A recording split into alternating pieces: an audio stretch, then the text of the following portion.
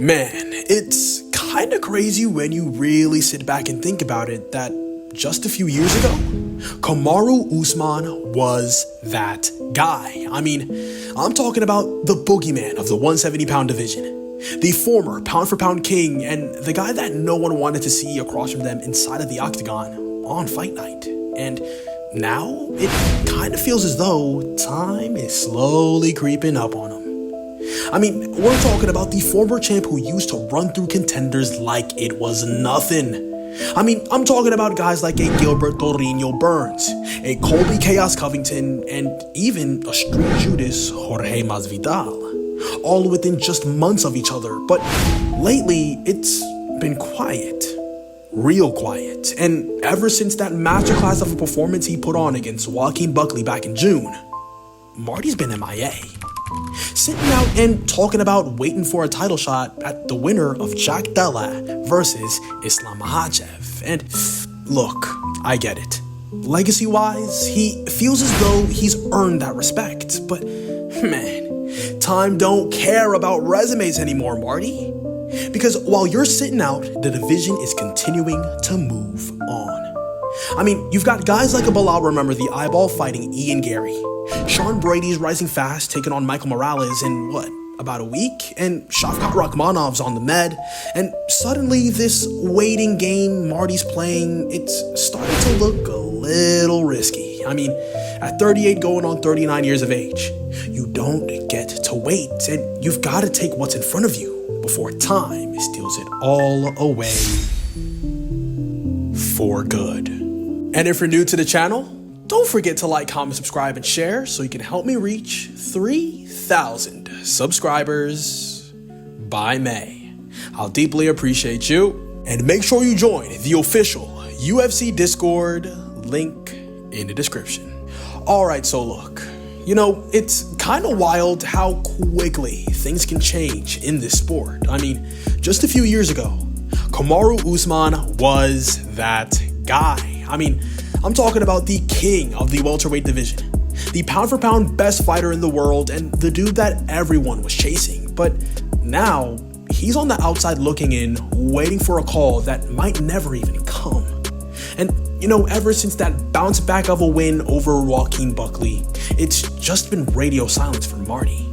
No fight bookings, no talks of a return, but just this idea that he's going to wait for a title shot against the winner of Jack Della Maddalena versus Islam Makhachev. And look, y'all, as much as I respect the man, and trust me, I've been a fan since the beginning, I've got to be real right now. That plan just doesn't make any type of sense. Because when you look at the current state of the welterweight division right now, it's moving faster than it's ever been. I mean, you've got Jack Della Maddalena versus Islam Makhachev headlining a historic card at UFC 322 in about a week and a half. And then on the other side of the equation, you've got Belal Muhammad facing Ian Garry in a fight that's probably going to be shaking up the rankings. Sean Brady versus Michael Morales clashing down in what's basically a #1 contender eliminator, and Leon Scott Scissorhands Edwards booked against Carlos Prates, who's also making noise. And yeah, everyone's active, everyone's hungry, and in the middle of all of that chaos, you've got Marty fake newsman just waiting. Like, gang, that's not the same guy who used to defend his belt 3 times within a 9-month time span. That's not the same Marty who prided himself on being one of the most active champions in the sport. And the thing that's crazy is that it wasn't like there was a shortage of options for him either. I mean, Belal Muhammad was right there, and that was the fight. Y'all had a built-in storyline, personal beef, and it would have been a fight between 2 elite wrestlers with, different flavors of pressure, and a win for either of them would have made perfect sense for the next title shot. Plus, it would have made the perfect excuse for Marty to drop that long-awaited podcast interview that's been sitting in the vault for over a year. But I heard that Bully B slapped the black off Marty and made him shed a few tears. So maybe dropping that to the public wouldn't have been the best idea. But I digress. Instead, Usman brushed off the Belal Muhammad matchup by calling Belal a dork and saying that he'd rather wait for the belt. And look, I get it. You're the former champ, the former pound-for-pound #1 best fighter in the world and the second greatest welterweight of all time, and the only man to ever truly dominate Colby Covington inside of the octagon. But come on now, gang.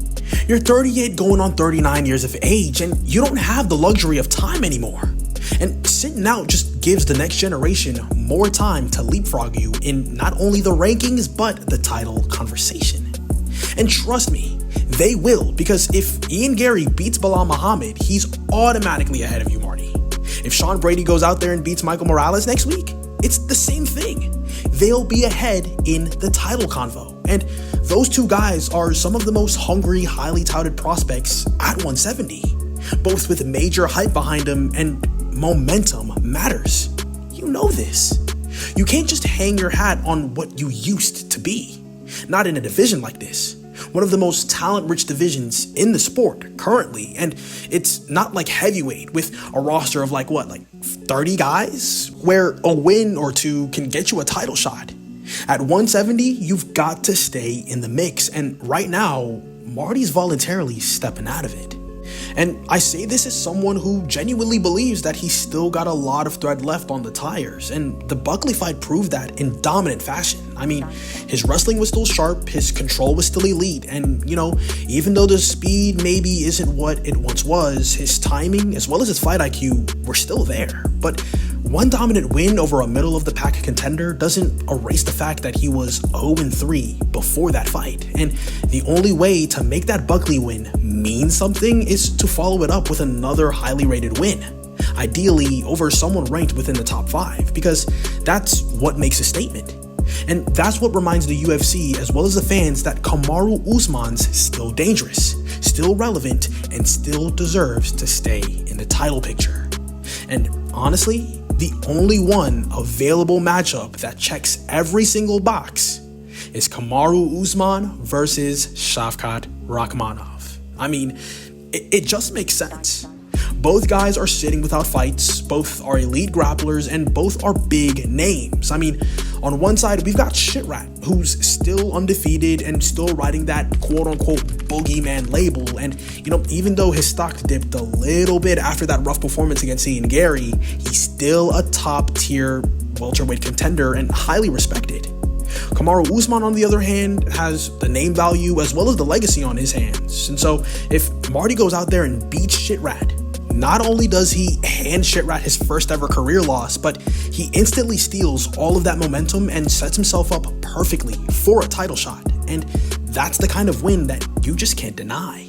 And if we're being real right now, I actually think he can beat Shitrat. I mean, people often overrate Shitrat's striking and underestimate Marty's experience. And, Shavkat Rakhmonov's defense is wide open at times, and he's shown holes against opponents with strong wrestling fundamentals. And Kamaru Usman's fight IQ as well as his top control could make it a long night for Shavkat Rakhmonov. But again, that only matters if Kamaru Usman takes the fight. You can't just earn a title shot by just talking about it. You gotta go out and take it. And so the bigger picture here is that the welterweight division doesn't care about resumes anymore, Marty. It cares about relevance. And the UFC's mindset has always been, what have you done for me lately? And lately, guys like an Ian Garry or a Sean Brady and even a Michael Morales are doing more.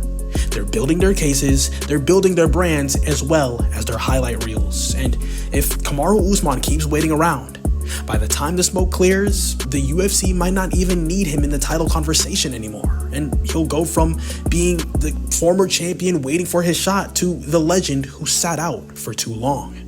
And it's kind of ironic too, because Usman's whole career was built on work ethic. He was the prime example of consistency. Always in the gym, always fighting, and always improving. And now, when he's got one last window left for another title run, he's going against everything that once made him great. And look, I get waiting to be strategic or whatnot, but there's kind of a fine line between strategy and stagnation. And right now, it's kind of starting to look like the latter. But my honest advice to Unk, Marty Fake Newsman, the Nigerian nightmare Kamaru Usman. As a fan who still believes in you, it's simple really. stay active. Don't let your pride get in the way of your progress. I mean, you're still one of the best fighters in the world, but that title shot isn't just gonna come knocking on the door while you're chilling on the sidelines. Take the Shavkat Rakhmonov fight, beat him, steal his hype, and make it undeniable again. Because once you remind the world who you are, the rest will just fall into place naturally.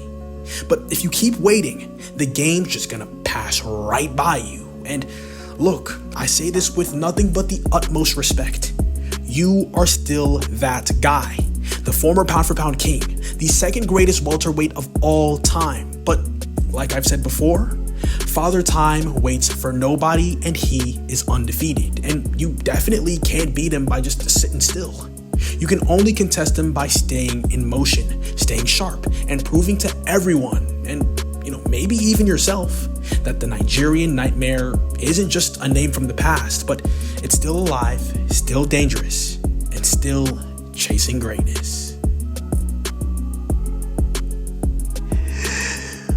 But that's all I've got to say for this video. Let me know in the comment section below, what are your guys' thoughts on Kamaru Usman and his missing in action status? I mean, where do y'all think he is? And who do you think his next matchup is against? Do you think he gets the next title shot after the winner of Jack Della Maddalena and Islam Makhachev? Or do you think he takes on a matchup against Shavkat Rakhmonov for #1 contendership? Who knows?